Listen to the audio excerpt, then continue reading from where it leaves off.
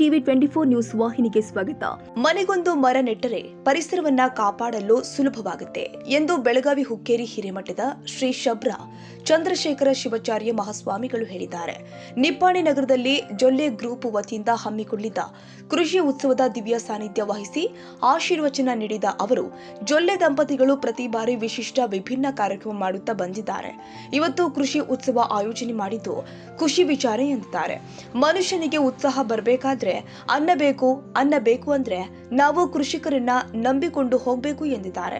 ಕೃಷಿ ಉತ್ಸವ ಯಾವಾಗ ಆಗ್ತದೆ ಅಂತಂದ್ರೆ, ಇಂಥ ಉತ್ಸವದ ಮುಖಾಂತರ ಎಲ್ಲವನ್ನ ಅರ್ಥೈಸಿಕೊಂಡು ನಮ್ಮ ಬದುಕಿನೊಳಗೆ ಕೃಷಿಯನ್ನ ಅಳವಡಿಸಿಕೊಂಡಾಗ ಕೃಷಿ ಉತ್ಸವ ಆಗ್ತದೆ.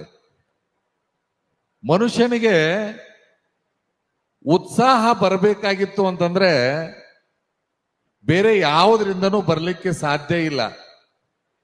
ಒಳ್ಳೊಳ್ಳೆ ಬಟ್ಟೆಗಳನ್ನು ಹಾಕೊಳ್ಳೋದ್ರಿಂದ ಉತ್ಸಾಹ ಬರಂಗಿಲ್ಲ. ಒಳ್ಳೊಳ್ಳೆ ಕಾರುಗಳನ್ನು ತೆಗೆದುಕೊಳ್ಳುವುದರಿಂದ ಉತ್ಸಾಹ ಬರಂಗಿಲ್ಲ. ದೇಹದಲ್ಲಿ ಉತ್ಸಾಹ ಬರಬೇಕು ಅಂತಂದ್ರೆ ಅನ್ನ ಬೇಕು. ಅನ್ನ ಬರಬೇಕು ಅಂತಂದ್ರೆ ನಾವು ಕೃಷಿಕನನ್ನೇ ನಂಬಿಕೊಂಡು ಹೋಗಬೇಕು. ಮಾತನಾಡುವವರು ನಮಗೆ ಬೇಕಿಲ್ಲವಯ್ಯ, ಸ್ವತಃ ಕಾಯಕ ಮಾಡುವವರು ನಮಗೆ ಬೇಕಯ್ಯ. ಬೆನ್ನು ತೋರಿಸುವ ಹೇಡಿಗಳು ನಮಗೆ ಬೇಕಿಲ್ಲವಯ್ಯ, ಎದೆ ತೋರಿಸುವ ಧೀರರು ನಮಗೆ ಬೇಕಯ್ಯ. ಹುಕ್ಕೇರೀಶ ಮುಖವಾಡ ಧರಿಸಿದವರು ನಮಗೆ ಬೇಕಿಲ್ಲವಯ್ಯ, ನೈಜ ಮುಖ ಹೊಂದಿದವರು ನಮಗೆ ಬೇಕಯ್ಯ ಅನ್ನುವ ಹಾಗೆ ಇವತ್ತು ನಾವೆಲ್ಲರೂ ಕೂಡ ಆಧುನಿಕವಾಗಿ ಬಹಳ ಮುಂದುವರೆದಿದ್ದೀವಿ. ಹಿಂದಿನವರಿಗೆ ಏನೂ ಗೊತ್ತಿರ್ಲಿಲ್ಲ, ಓದಾಕ ಬರ್ತಿರ್ಲಿಲ್ಲ, ಬರ್ಯಾಕ ಬರ್ತಿರ್ಕಿಲ್ಲ. ಆದ್ರೆ ಬದುಕುವ ಕಲೆ ಅವ್ರಿಗೆ ಗೊತ್ತಿತ್ತು.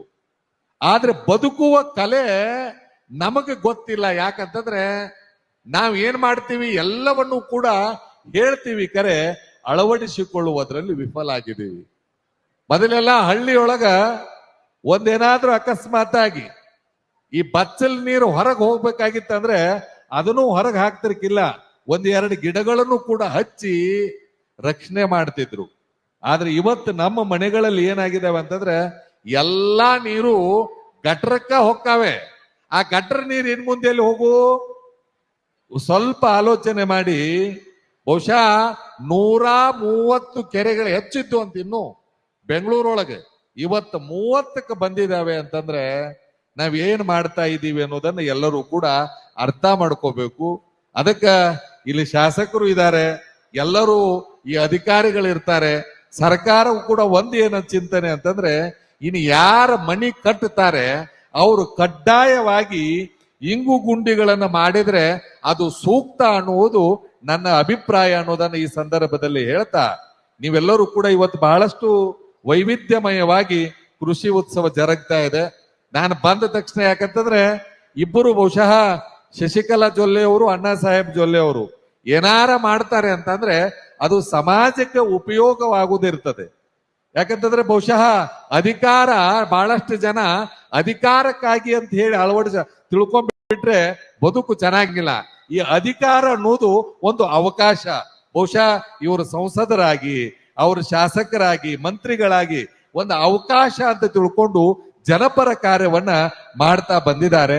ಆ ನಿಟ್ಟಿನಲ್ಲಿ ಇವತ್ತು ನಾವು ಕೂಡ, ಯಾಕಂತಂದ್ರೆ ಯಾವುದೇ ಕಾರ್ಯಕ್ರಮದೊಳಗೆ ನಾವು ಹೇಗಂತಂದ್ರೆ ಈ ಜೊಲ್ಲೆಯವರ ಕಾರ್ಯಕ್ರಮ ಅಂತಂದ್ರೆ ಹುಕ್ಕೇರಿ ಸ್ವಾಮಿಗಳು ಆಜೀವ ಸದಸ್ಯರಿದ್ದಂಗೆ.